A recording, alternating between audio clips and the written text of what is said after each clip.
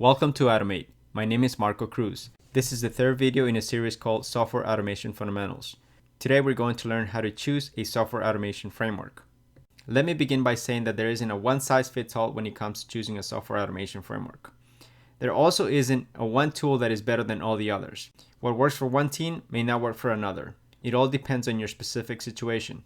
Here are the 5 things I think you should consider when choosing a software automation framework. 1 is your budget. 2 is your team skill set. 3 is the type of application you're testing. 4 is your technology stack. And 5th are testing requirements. Let's go over each one of these. When building your framework, your budget is one thing you have to consider. If you're in a large organization, you probably won't have to worry about this too much. But if you happen to be in a small startup, you probably won't have tens of thousands of dollars to build and maintain a software automation framework. If money is not an issue, you may want to consider an enterprise tool for your software automation needs. Keep in mind though that you will have to pay for licensing and any technical support behind that tool. If money is an issue, then open source may be the way to go. With open source, you won't have to worry about paying licensing fees or for technical support. However, you will need to be careful on the type of tool that you use if technical support is important to you, since not every open source tool has a large community to support it. You will need to carefully consider your team's technical skill set when selecting the tools to build your automation framework. Ask yourself these questions. Does my team have programming knowledge? How difficult will it be to implement this tool? Say for example that your team does not have programming skills. Going with a keyword-driven tool may be a good idea. It should be noted that enterprise tools are easier to use for people that don't possess high programming skills. If, on the other hand, you're building a data-driven framework with an open source tool, keep in mind that you will need a team that is highly technical. The type of application being tested also plays a key role. Are you testing a web application or a Windows application? If it's web, does it have a mobile component to it? These are all questions you need to ask yourself.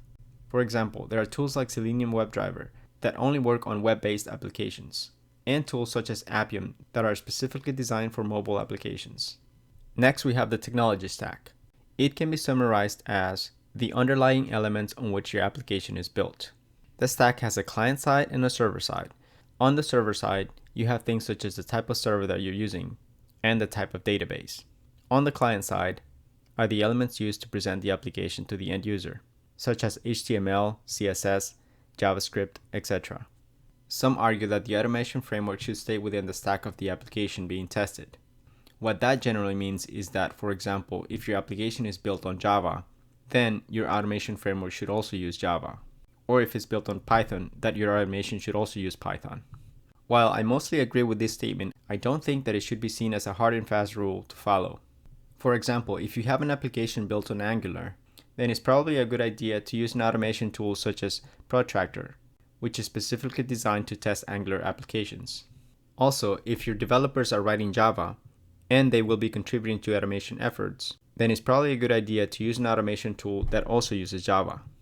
But if developers won't be contributing to automation efforts, then it's not necessary for you to build your framework using the same language as your developers.